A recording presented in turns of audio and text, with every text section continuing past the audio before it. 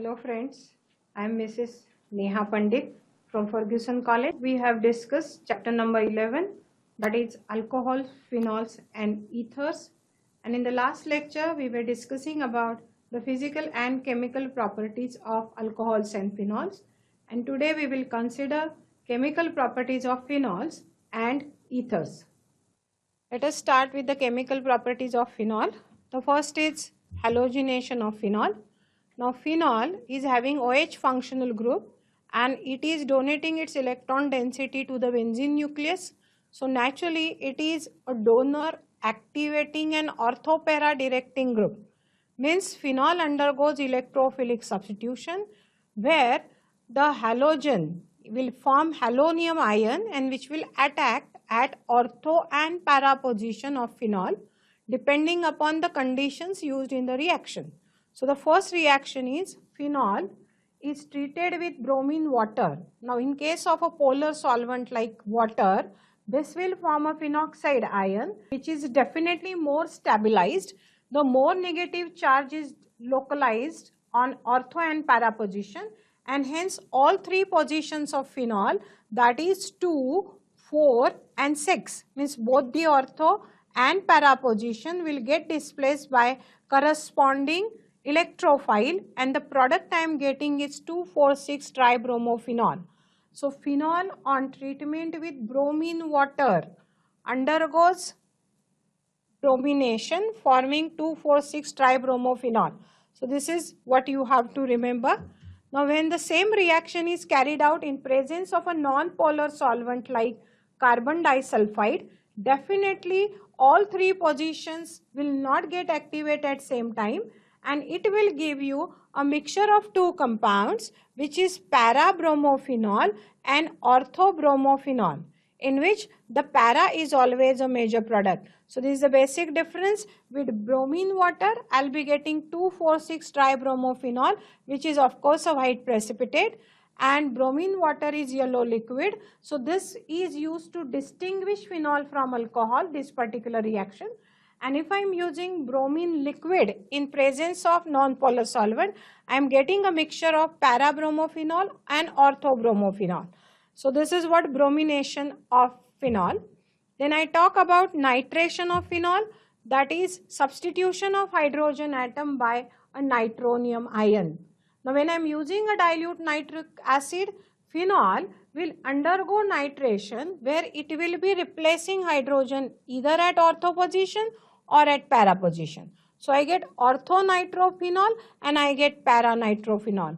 But unlike other compounds, orthonitrophenol, because there is negative oxygen forms hydrogen bonding with OH here, it is more stable. So ortho is a major product and para is a minor product. This is the only exception of electrophilic substitution where para is a minor product and ortho is a major product. So with dilute nitric acid, it will give a mixture of orthonitro and paranitrophenol. If the same phenol is treated with definitely a concentrated HNO3, then it will give me a different product. So this is what I am talking about, orthonitrophenol, paranitrophenol, and here the hydrogen bonding which makes nitro group stable at ortho position. Here they have shown a hydrogen bonding, but here the hydrogen bonding is not possible within a molecule. It is intermolecular hydrogen bonding at para position, and hence this is a minor product and this is going to be a major product. Now the nitration we have carried out in presence of concentrated nitric acid and concentrated H2SO4. You know this mixture is called as nitrating mixture. In that case, all three positions here will be undergoing nitration. What I am getting is 2,4,6 trinitrophenol, which is called as a picric acid used as an explosive. So with dilute it gives mixture of orthopara, and with concentrated it gives 2,4,6 trinitrophenol. So this is what you have to remember the reaction in this particular way. If you see sulfonation, again substitution of hydrogen by sulfonic acid group. If I carry out reaction at room temperature, I will be getting substitution of hydrogen at ortho position. So sulfonic acid group gets substituted at ortho. I got orthophenol sulfonic acid. The same reaction I carried out at 100 degrees. The substitution takes place at para position and I get paraphenol sulfonic acid. So room temperature, orthosulfonic acid, 100 degrees, paraphenol sulfonic acid. That's the difference in sulfonation reaction. Now these are the name reactions which are there for phenol. What we are talking about, the functional group change, you have to remember in case of phenol. Now conversion is in this particular name reaction are always named after the scientist, where you have to remember the functional group change. Now in Reamer and Tiemann reaction, the phenol or carbolic acid is converted to salicyl aldehyde. So we are carrying out a substitution of a formyl group. This reaction is known as Reamer and Tiemann. So first we treat phenol with chloroform and aqueous NaOH. We get phenoxide ion and the substitution of hydrogen by CHCl2 group. Again with NaOH we carry out hydrolysis of this CHCl2 group. We get here a production of what? A carbonyl group, that is C double bond OH. I call it as a formyl group. So I call this as a formylation or introduction of aldehyde group at ortho position, and then I treat it with acid to remove this sodium ion, and what I am getting is OH here. So I am using dilute acid over here. I am getting a substitution of formyl group at this particular position. This is definitely having higher priority. So I am getting 2-hydroxybenzaldehyde, which is salicyl aldehyde. So Reamer and Tiemann reaction is conversion of phenol to salicyl aldehyde. The next reaction is Kolbe's reaction, where definitely the conversion is the phenol is converted to salicylic acid. Now first I convert phenoxide ion. Phenoxide ion is treated with carbon dioxide at 398 Kelvin under pressure. Then what I am getting here, I have to use a mineral acid which will neutralize this phenoxide ion. I will be getting H here, and this CO2 will be getting substituted at ortho position, giving CONA, which on acidification give me COH. So introduction of a carboxylic group at ortho position is Kolbe, and introduction of a formyl group, aldehyde group at ortho position is known as Reamer and Tiemann. So functional group change you have to remember in name reactions. So this is what the reactions of phenol, name reactions we are talking about. Now we are talking about three different types of reaction. First is oxidation.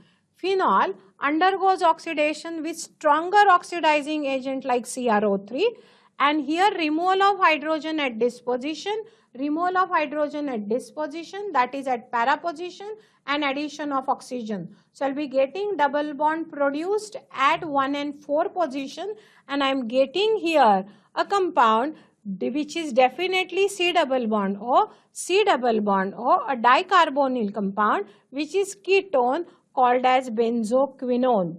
So you have to remember phenol on oxidation with CrO3 gives benzoquinone. The next reaction is catalytic hydrogenation. You know it's simple addition of hydrogen in presence of catalytic at 433 Kelvin. These 3 double bonds will be removed, and at all these 6 carbon there will be addition of this 6 hydrogen, and this unsaturated molecule get converted to saturated, and phenol is getting converted to cyclohexanol. Now the third reaction we are talking about reduction. Now as I told you previously, reduction is either addition of hydrogen or removal of oxygen. It will depend upon what reducing agent you are using and what is your initial molecule. So phenol is when treated with reducing agent like metal zinc, then this oxygen is removed and the compound getting here is benzene plus zinc oxide. So phenol on reduction gives me benzene and zinc oxide. So this is what we have talked about, the chemical reactions of phenols and ethers. And now let us start with the small unit remaining from this chapter and what we are talking about ethers. Now as you have studied in 11th standard, you know what are ethers. Ethers are that organic molecules where a divalent oxygen atom is either attached to same or different alkyl groups or alkyl and aryl groups or only aryl groups. So I call it as the derivative of, definitely may be called as derivative of alcohol, may be called as derivative of alkyl halide, may be called as derivative of water. In different way I can define ethers. So this is what ether molecule whose functional group is a divalent oxygen. This is what you have to remember, and depending upon that we classify ethers. So this is what we are talking about, classification of ethers. If you look at the molecule, first molecule over here, see the nature of the alkyl group attached to the oxygen. If they are same, I call it as symmetrical ether. Then if the nature of the alkyl groups which are attached to divalent oxygen, they are different, then I call it as unsymmetrical ether. Now this is again a symmetrical ether, this is symmetrical ether, but these two are unsymmetrical ether because the groups attached to central oxygen are different. So simple ethers are symmetrical ethers and mixed ethers are unsymmetrical ether. The condition is very same. Here in simple ethers, the two alkyl or aryl groups should be same. Here two alkyl or aryl groups should be different. That is what the classification of ethers. So two alkyl or aryl groups bonded to oxygen atoms are same, and here the groups are different. This is the way we classify ethers. Okay. Now how do we obtain the common name of ethers? The common name of ethers are obtained depending upon the name of the alkyl group which are attached to the divalent oxygen. So these are certain examples of ethers what we are talking about. See, the two groups are ethyl and methyl group, but E comes before M. We follow alphabetical order, so it is ethyl methyl ether.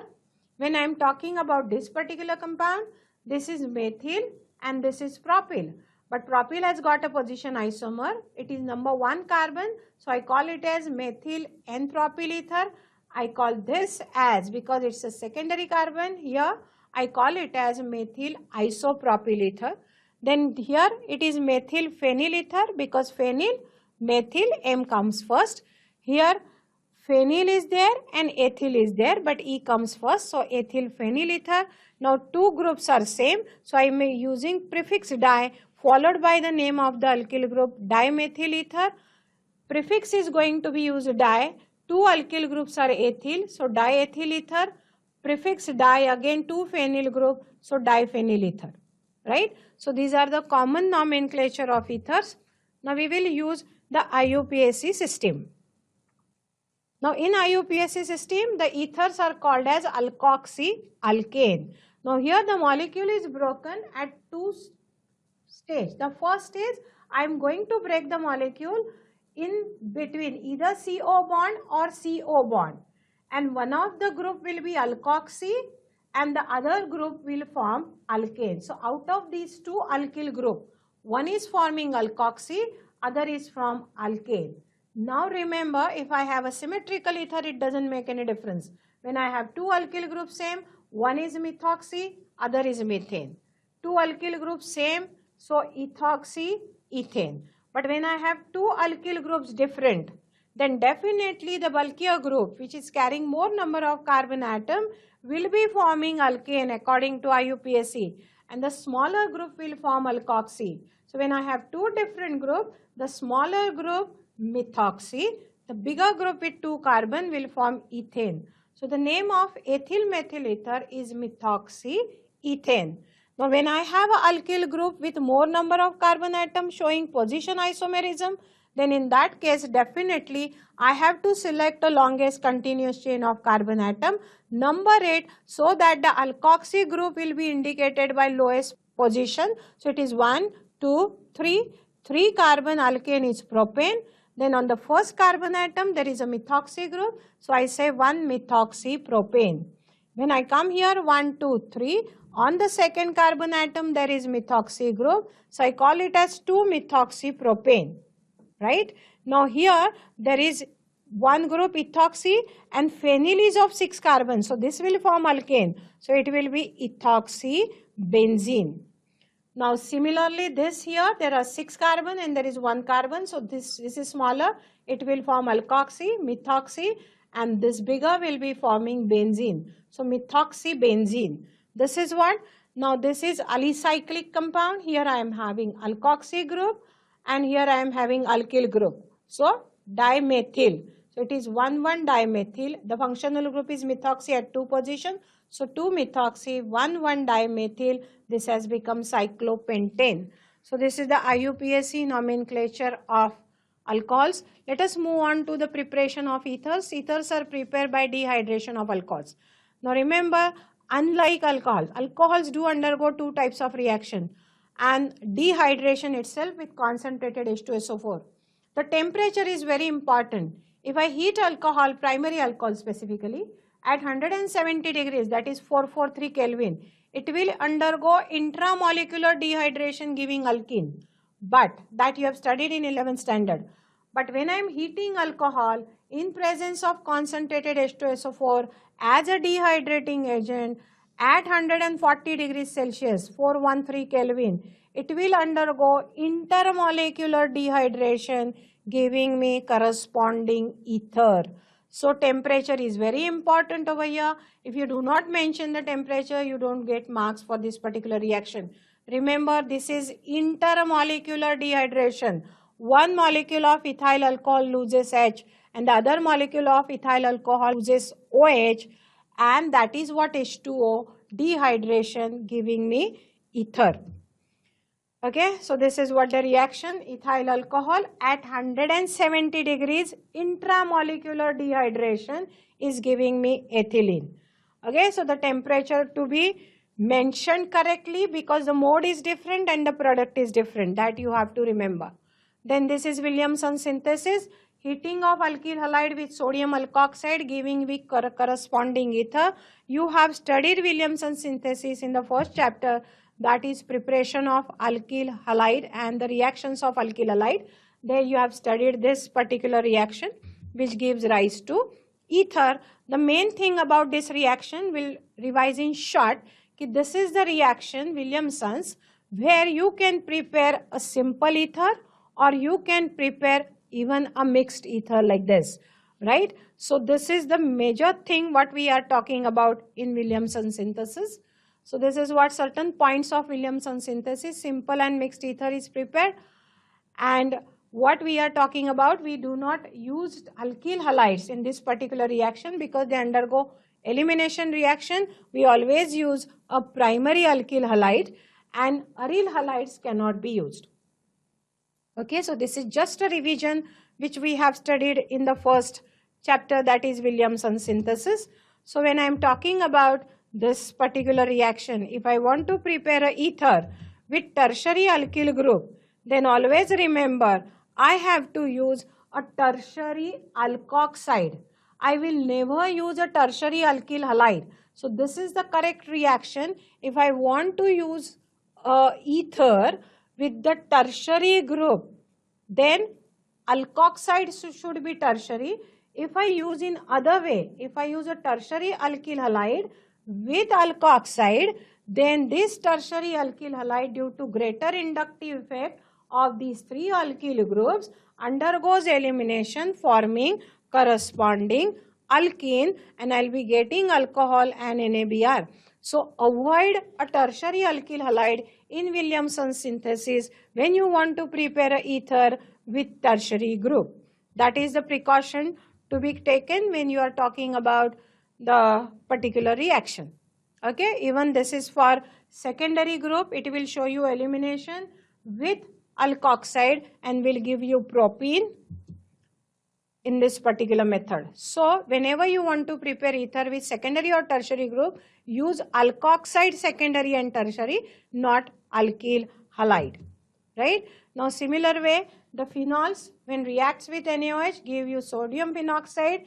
I use alkyl halide, same Williamson's process, I'll be getting ether with aryl group. So when I want to prepare the aryl group ether, that is cyclic ether, having aryl group, one of the group aryl, I have to use a Williamson synthesis. So these are some methods of preparation. The physical properties of ether, it will always depend upon that functional group O and 2R. Now in this case, if you see the lower ethers, they are gases. As the molar mass increases, they become colorless liquids with characteristic smells. Of course, the lower ethers are highly volatile because their boiling point is very less, and they are inflammable substances. The boiling points of ether, certain examples are given. Of course, when the molar mass increases, the boiling point increases. The boiling point of ether shows a gradual increase with the molar mass, that's what I said. And ethers are functional isomers of alcohols, but alcohols definitely have higher boiling point than similar molar mass ethers, and because of absence of that hydrogen bonding. They are weakly polar because of the ethereal oxygen is sp3 hybridized, and definitely this weakly polar nature makes a difference in the boiling point also, and even in the solubility also. This is what we are talking about. sp3 hybrid carbon, 2 lone pair on oxygen, and this bond angle matters very much in hydrogen bonding, and that's why we can see the difference in the physical properties like boiling point. They have less boiling point than similar molar mass alcohol. Okay, now solubility of ethers in water is similar like alcohols. Alcohols are more soluble due to greater polarity. As we said, ether molecule is less polar and alcohol molecule is more polar due to OH bond. And here the difference is there again in the solubility, right? So solubility of alcohol is always more than ether in water. This is what we are talking about. The oxygen of ether can form hydrogen bond with water molecule, but the polarity is going to be less corresponding to alcohols. Now this is a laboratory test for ethers. Of course, this particular test is eliminated with the reduced syllabus. So we'll move on to the next reaction, and that is oxidation. So when ether is treated with oxygen, of course, there has to be a long contact with air. Then there will be an introduction of this oxygen molecule across the C and H, forming a peroxide linkage, one of the alkyl group. And what I am getting is here a peroxide. So I am getting peroxide of diethyl ether, right? So this is what we are talking about. There are certain reactions which involve CO bond with dilute sulfuric acid. It is a reaction of water. Water being a covalent compound in acidic medium, ROR reacts with water. There is a breaking of OR and R, and one of the OH group attack this R, giving you corresponding alcohols. So if I have similar R group, I will get similar alcohol. Different R group, I will get different alcohol. This is called as hydrolysis of ethers. Then it reacts with phosphorus pentachloride. Of course, similar to alcohol, they will show you a reaction. They will give you corresponding chlorides. If I have similar group, I will get similar chlorides. If I have different groups, I will be getting different chlorides, and this oxygen will react with phosphorus and chlorine, forming POCl3, which is oxychloride. Then when it is treated with concentrated acid, which is hot, first it will form alcohol and alkyl halide. So one of the alkyl group will form alcohol, the other alkyl group will form iodide. So I will be getting alkyl iodide and alcohol, but the alcohol reacts with second molecule of HI or HX, giving me again alkyl halide and water molecule. So both the alkyl group in ether with HI will undergo reaction, forming alcohol and alkyl halide, and alcohol again form a next molecule of alkyl halide. When I am treating a aromatic ether with HI, I will be getting phenol plus CH3I. So this is the reaction of ether with acid. Now we are talking about aromatic ethers. Now in aromatic ethers, as the alkoxy group is a donor group, it donates electron density to the benzene nucleus, and it will show you the resonance. There is a delocalization of this negative charge at ortho, para and ortho position, and they are making it stable, and ortho para directing. This particular compound is aromatic ether, undergoes electrophilic substitution. So when I carry out bromination, as I said, ortho-para directing, it is ortho-bromoanisole and para-bromoanisole, where para is a major product. If I carry out a nitration, ortho-nitroanisole and para-nitroanisole, where para is a major product. So similar reaction like chlorobenzene or phenol, it shows it is ortho-para directing. The next reaction is Friedel-Crafts alkylation and Friedel-Crafts acylation. So anisole on treatment with methyl chloride or any alkyl halide, the alkyl group will introduce at ortho and para. So I get orthomethyl, this alkoxy group, and para. And here para is a major product. If I am treating it with acetyl chloride, I will be getting COCH3, acetyl group at para position and acetyl group at ortho position. Of course, acetyl at para position is more stable, and this is going to be a ketone. So this is 4-methoxyacetophenone. It is 2-methoxyacetophenone. That is what the electrophilic substitution of. Definitely what we are talking about is alcohol, phenols and ethers. Ethers, again electrophilic substitution similar to phenols and chlorobenzene. 4 reactions: bromination, nitration, alkylation, acylation. Now the more important and the last point of this particular unit, alcohol, phenol, ethers, at least one of the molecule, the uses are asked in the board exam. So you just have to remember what type of uses are there. So just read the uses. Methyl alcohol or alcohol is used as a solvent. Ethyl alcohol is used as an antifreeze agent in automobile radiators. Of course, it is used as a solvent. Phenol is used in many chemical compounds like bakelite, polymer it is used, or aspirin it is used, or antiseptic, or it is also used as the room freshener to prepare room freshener and all that. Very dilute solutions are used as antiseptic, little bit concentrated are used as disinfectant. Diethyl ether are used basically as very good solvent in various organic reactions, as well as it is used in general anesthetic. So it is going to replace now chloroform for the anesthesia. So this is what we are talking about in short, the uses of alcohols, phenols and ethers. Hello friends, right now we have covered chapter number 11, alcohols, phenols and ethers, in which we have covered the remaining part, reactions of phenols, and we have covered the chapter of ethers, in which we have studied the electrophilic substitution of aromatic ether and uses of all 3 compounds. And with the help of these PowerPoint presentations, we have covered this chapter number 11 according to the board syllabus. Thank you.